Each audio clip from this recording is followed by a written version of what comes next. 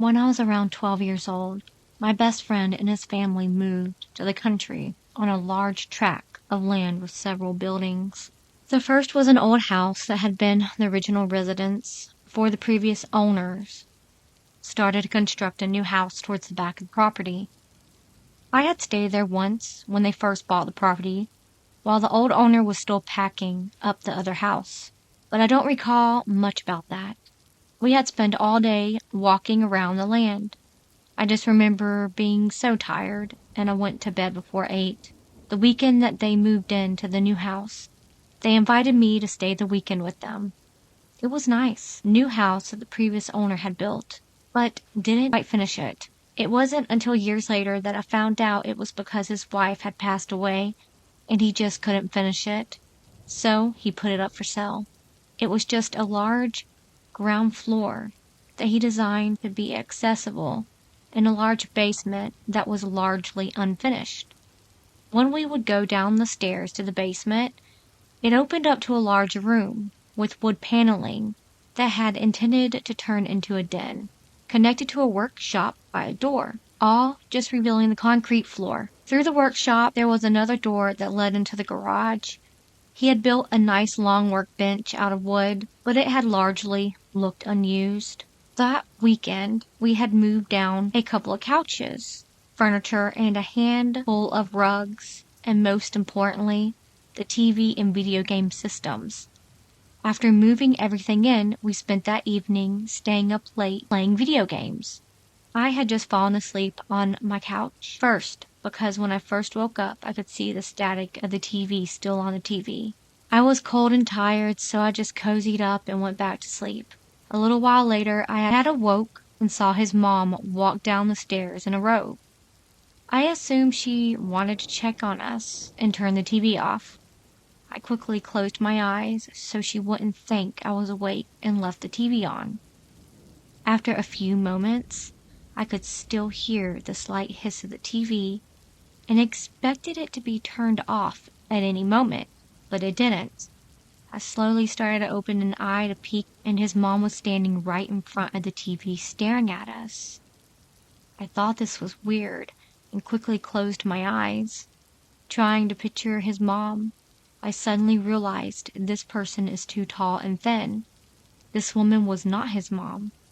Slowly opening an eye, I looked down at the TV, and the glow of the static was seemingly passing through a set of legs before disappearing at the feet. Quickly closing my eyes, I tried to imagine I was anywhere else. The next morning, I was the first one up, but didn't want to say anything since they just moved in. The next few times I would visit, I would stay in his room in a sleeping bag on the floor, and we would play video games there. It was a while looking back. I don't think we ever spent much time down there. This past year, when we finally reconnected after many years, I asked him if he had any paranormal experiences at his house. His first response was his basement. He didn't say what, but his cats avoided it, and he felt some kind of presence down there. He said he just avoids it when he's over there. I don't know if it was the original owner's wife come to check up on the new occupants, but I'll never forget the transparent figure in a knee-length robe standing in front of the TV, disappearing at the feet.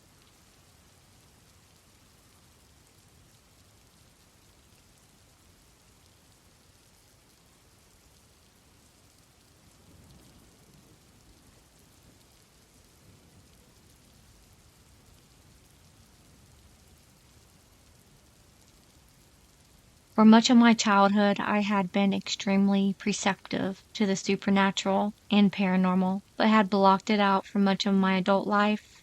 It wasn't until the pandemic and losing several people that were close to me, as well as working as a personal caregiver in an old haunted country home, that I've been able to once more become more in tune and perceptive to the paranormal. I have a lot of memories that have subsequently been recovered, and I'd like to start sharing them here. This is the first. When I was around 10 years old, I went to visit my grandparents in a town not far from my home. They had bought their house from my grandmother's parents in the 1950s and had remodeled or built several additions since the house was first built in the 1920s. Something about the old black and white photos on the wall always gave me the feeling that these relatives were still looking on, and I often raced past the hallway where these pictures were adorned. My grandfather had been a soldier in the 50s. Having seen combat overseas, but didn't talk about it often, he had lost several close friends in his unit, and occasionally, while he was telling a story about one of them, he would try to recall what happened to them before going into a gruesome details about their end, before almost laughing it off and changing the subject. He was a small town boy who was born and died in the same town he lived for his whole life, except for those few years away in the service. It wasn't until his final years that he started openly sharing his own paranormal experiences with my grandmother and my father, who were taking care of him. It's not a subject they like to discuss much either, but my scientific and skeptical father has told me a few of my grandfather's stories that stuck with him. Back to my story. When I was 10 years old, I asked my grandfather if he could show me his military uniform and other mementos from his time in service. Excitable, he led me and my older sister just around the corner from the living room into his room, pulling out an old suitcase from his closet. He started to tell us a little background before handing us the items that we would try on or run out in the living room to share with our parents. While opening up a box containing side caps, he explained that they had one for each cardinal direction they were stationed in. However, after going through the box, he noticed there were 5 instead of 4. Puzzled, he couldn't recall how he had come in possession of an extra one in a different size. Naturally, I asked if I could have it, and he agreed.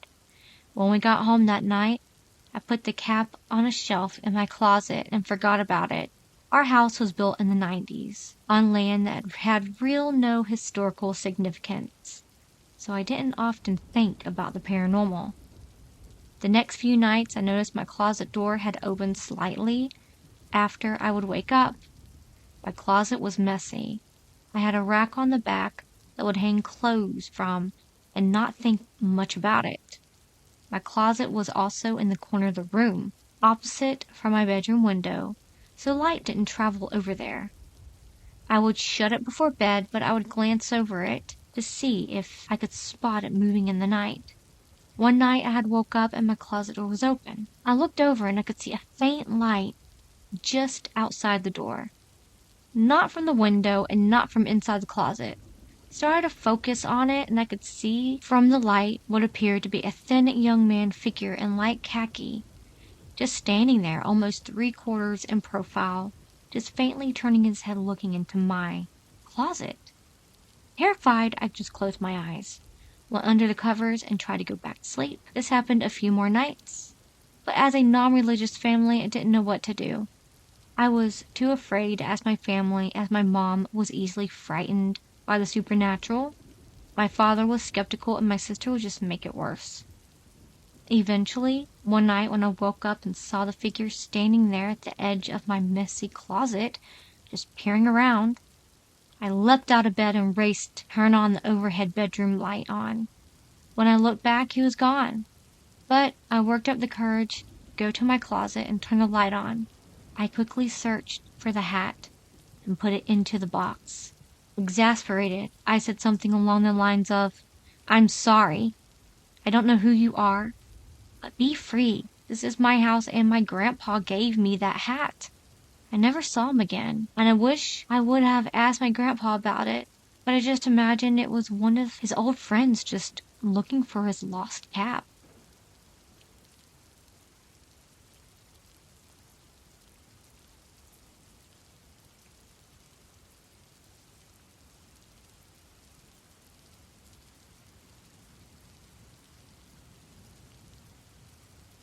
I saw someone else's story that reminded me of this. About 8 years ago, I was dead asleep. I woke up feeling my covers half being pulled off of me. my light on, my shirt pulled up on my back facing the door, and feeling my back being tickled. My back arches when it's being tickled. But also, I was the sleepiest I think I had been in a long time. Like as if it had taken 5 Benadryl or something. Not that I have, I just felt like I had been hit by a tranquilizer, and I was just really sleepy. I woke up, saw my light on, felt a cold chill in my back, and felt like my back had been tickled, but I thought I was dreaming. Pulled my shirt back down, blankets back up, and was too tired to turn off the lights, so I just went back to bed. It happened again. Blankets pulled off, shirt on my back pulled up. I was cold and my back was colder, and I felt like I was being tickled again. I really thought it was weird because no one was there. Pulled my shirt back down and staying awake with my eyes closed slightly. Again, my blankets were ripped off, shirt pulled up from my back, more tickling. This happened probably about 10 times. Me fighting harder and harder each time to stay awake, until finally the blankets were pulled off the bed. So I knew it really wasn't just me doing this in my sleep and imagining it anymore. And I was partially still awake. I sat up, glared towards the door, and yelled, "Knock it off, I'm trying to sleep, leave me alone and go away." I haven't had that same issue again, which kind of makes me feel bad. Later, my family told me of a similar incident the same time to my mom's husband. I lost my stepsister at age 8 to cancer shortly before this event. Everyone used to tickle her back in the same manner, but of my bio siblings, my mom thinks she felt closer to me, and that's why when she felt uncomfy, she'd come talk to me because I was the oldest between our sisters. Also, I'm very ticklish on my back, and I'm a very light sleeper, so I'm sure that just made it easier. I was initially writing it off as one of my other mischievous ghosts, who we have always had until I was told about my family having the same thing around the same time. But I felt guilty ever since, in case you no longer felt safe to be near me in the afterlife.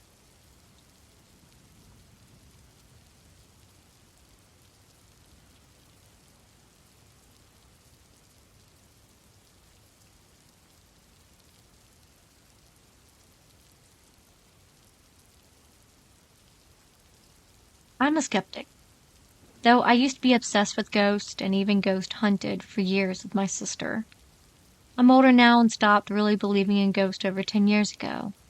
My fiance and I have always joked that we have a ghost in our apartment because I found out after moving in that a man who used to live in the apartment died here. We would say we could feel someone watching us and that he was just another roommate. About a week ago, we acquired some furniture and belongings through one of my coworkers. The woman who originally owned the belongings had passed away very sadly and was a member of my coworker's mom's church. My coworker's mom was working hard to donate her friend's belongings and taking care of the home out of respect for her. It was a really kind thing, and my fiance and I loved that these women were doing so much for this woman who didn't have anyone else when she'd passed away. My fiance and I acquired the sofa, some lamps, and an old jewelry box with a vintage clip-on earrings, an entertainment stand, and a very old antique black and white TV. She was a big antique collector. We began joking that we probably have 2 ghosts now and a new roommate. Then last night happened. It's only my fiance, me, and our huge cat Nacho, who live in the apartment. I woke up to use the restroom at around 3:30 a.m. And when I got back to bed, my cat came and laid down on my chest, and we were cuddling for about 5 minutes or so, when I heard a loud noise outside our door, which was opened. 12:36 a.m. on Monday, his good ear, deaf in the other, and I woke him up by being startled. I said, "What was that? Did you hear that?" To which he replied, "No, I was laying on my good ear." To which I replied, "It was a loud sound outside the bedroom. What do you think it was?" He shrugged, and all he said was, "The ghost," before falling back asleep. I got up and walked out of the bedroom to where the noise came from, and saw what it was. My fiance has a big medical-style bag that he uses for all of his work supplies, tools, etc. When he comes home, he always sets it on the lidded trash can we have in the hallway outside the bedroom. It's clean and a new trash can from the apartment complex and hasn't been used yet, so not gross. What I heard was the heavy bag fall off the light plastic trash can it was sitting on. I found it laying upside down on the floor in front of the trash can with some of the tools spread out on the hardwood floor. I picked everything up and decided to place the bag on the sofa instead and go back to bed. I did simulations with the trash can and the bag when my fiance got home, as well as studied everything in the surrounding area. After countless tries and tests, I feel that the way it fell could only have been done deliberately. My fiance says it's our ghost. I'm still a skeptic at the end of the day, and I'm having a hard time wrapping my brain around this.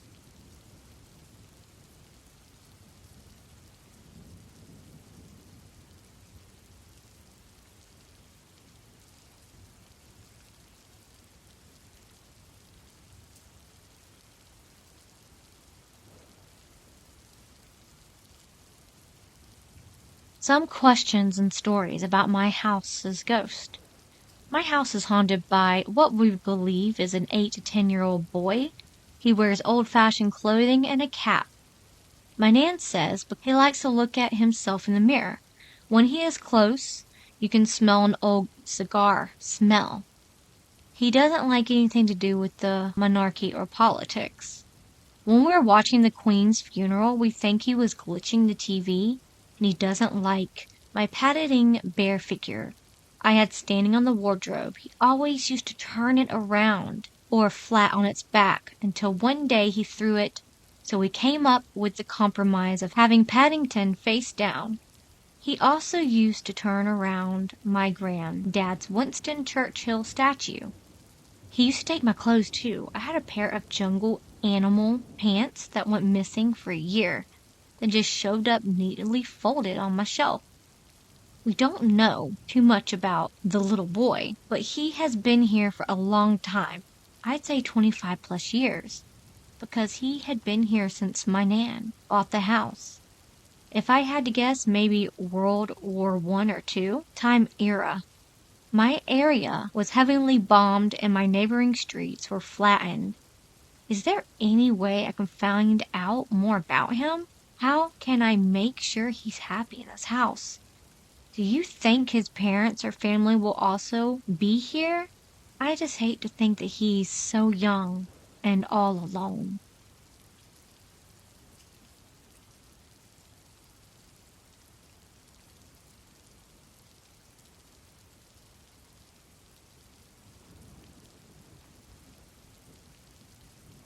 I think one of my old friends was dead.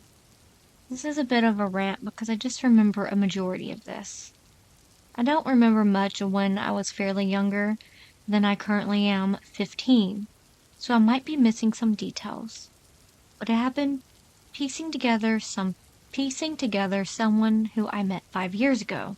I remember sometime around February of my 5th grade year, a girl seemed to appear out of nowhere. I didn't have class with her, but she was in the class right next door to mine. There was no doors separating the 5th grade classes from each other, only really thin walls.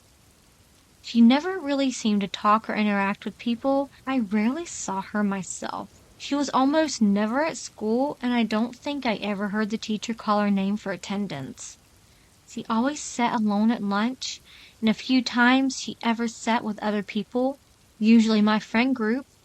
She wouldn't really talk to any of them. The only time she ever talked to me was when the other people around us were busy with something else or were looking away. I slowly got to know her bit by bit. Her name was Molly, and she had a few brothers. She had brown hair that was always in a perfectly straight bob cut, and she only wore 5 shirts. The only one I can really remember was a light purple shirt with some white details and a cat on the front. She had a few freckles and her eyes were a pretty brown. She also was very shy and wouldn't really say much other than short sentences. Molly loved walking around the outskirts of the playground at recess. After the whistle blew and we had gone in, she never seemed to line up with the rest of us. Around the time my birthday was coming up and I was handing out invitations, I really wanted to invite her, to get to know her more because she seemed like a nice girl. I saw her when we were outside taking a short break from class, when I began talking to her about it. I told her it would be a pool party at the rec center in the next town over, because it had a better pool. She told me she would try to make it, but only if her dad would let her. She never gave me her dad's number, so I could give it to my mom. Yet she told her dad would call my mom if she could make it. Around this time, some of my friends were approaching me, and she noticed this. She seemed a bit frantic and told me to give her my hand. She pulled the plastic heart ring she was wearing and placed it on my hand, saying, "If I can't make it to your party, this is my gift to you," before walking off. After she gave me the ring, I didn't take it off for the rest of the year. Some of the friends would ask me why I was wearing it, because it was ugly. I would tell them that Molly gave it to me, but they would give me weird looks, yet never asked me more than that. The next day, I didn't see her, but in my classroom mailbox, she left a little pink bear and a torn up cake squishy with a note reading something along the lines of, "Happy birthday. This is the rest of my gift to you." She never made it to my party, nor did my mom ever get a call. After that, I didn't see her again until a few weeks before school ended. Our school was having us take a tour of the middle schools we chose to go to. Before I saw she was sitting alone in a section all the teachers said was empty. I asked her what school she was going to, and she simply replied with Garden of the Gods. After that, because I wanted to stay in touch with her, I asked where she lived so I could visit her sometime. She described the old abandoned house on one of the outer streets of my neighborhood that no one had lived in for years. I told her that I would try and visit sometime that week with my mom to make sure it was the right house. Molly nodded, then walked off. At the end of the week, me and my mom visited the old house. Molly wasn't there. Neither was either brother or her dad. No one was in that house because, like I said, it was abandoned and never sold again. And the last people to move in left right after hearing about what happened to the man in that house and how he died. After the interaction with her, I never saw her again. Not even at the end of the year assembly we were all required to go to for bonding time. When the teachers were showing pictures of everyone who was in the current 5th grade class, Molly was never brought up, nor did she make an appearance in the yearbook as far as I can remember. I would check, but I don't have my yearbook anymore. After that, my mom and friends pestered me more and more about my ring until I eventually stopped wearing it. I still have it, but I repainted it, and after all the silver paint had came off of it. I always told them it was a gift from Molly. They had no idea who I was talking about, so I stopped bringing her up until a little bit ago with my mom. She told me she never remembered the girl I was talking about. She only remembered that I was looking for someone. I told her that was crazy because she was the one that gave me the ring and stuffy, but nothing ever clicked. Then we talked more about the house Molly told me she lived in, and my mom told me the last owners tried to sell it as quick as possible because of the man who died there. But no one ever moved back into it. That's why the grass was never cut and it looked like it was starting to fall apart. Eventually, we started to consider the idea that Molly was a ghost. It was just strange that I got a physical gift from her, but it wasn't impossible, especially because of other incidents with spirits we had. Still have no idea what happened to Molly, or why, or how she really was, but I really do think she was simply a ghost, and that's why no one remembered her. I must have been the only one that could see her. I have met plenty of other ghosts, but she is the first and only spirit to give me a physical gift. And don't get me wrong, I normally don't mind meeting ghosts. I just wish I knew she was one before I told the people that I did about her.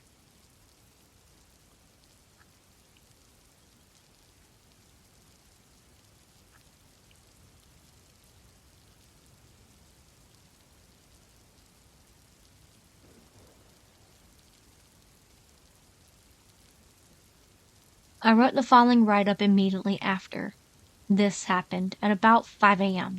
The only changes made are to add punctuation and to fix grammar issues. I fell asleep on my mom's living room couch with the TV on. I tucked my phone under the pillow under my head. It feels like about an hour has passed and I feel my phone vibrating like someone is calling me. I look at it, and it's from Peanut. I answer and sleepily say, "Hello?" My dad comes through the other end, staticky, but very clearly him, and he says, "Hey," like he always did, with a bit of a surprise in his voice like, "Wow, it worked." I say, "Oh, my God, hey." He says, "My phone isn't working," or "I couldn't get my phone to work," implying that's why he called me from Peanut's phone. He said, "I've been trying to call everyone. I just want to tell you I love you and I'm safe." He goes on to say, "I'm in room 4. It was a 3-digit number, and definitely beginning in a 4. I tell him I love him, too, and I'm glad he's safe, and I ask him to repeat the last part again because I didn't hear the room number. He says, "I love you, and I'm safe again," and then said the room number again. Once again, I couldn't make it out because it got too staticky and the TV was too loud. I said, "I love you too, Dad." And I don't remember the call ending, but I remember waking up into the exact environment I was just in the dreaming thinking, what just happened? A few other details. He sounded kind of like he did when he was sick on the phone. Definitely improved a bit. I was watching Family Feud when I fell asleep, and the infomercials play on the channel when it ends. And the infomercial was what was too loud in my dream, and the same one was playing when I woke up in the dream. No one in my family has any idea who Peanut may be. Sorry for the grammar errors or anything. I was most likely asleep when I wrote this, and was somewhat freaked out when I fixed it. And that was the last time I spoke to my dad on the day he passed away.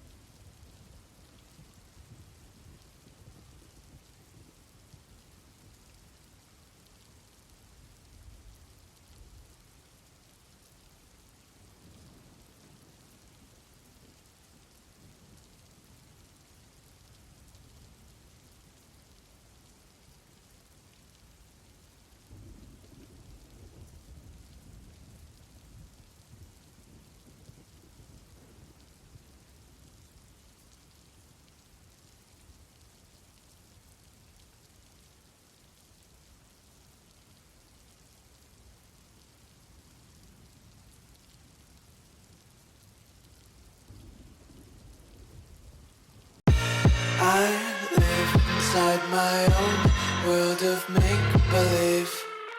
Kids screaming in the cradles, profanities. I see the world through ice covered in ink and bleach. Cross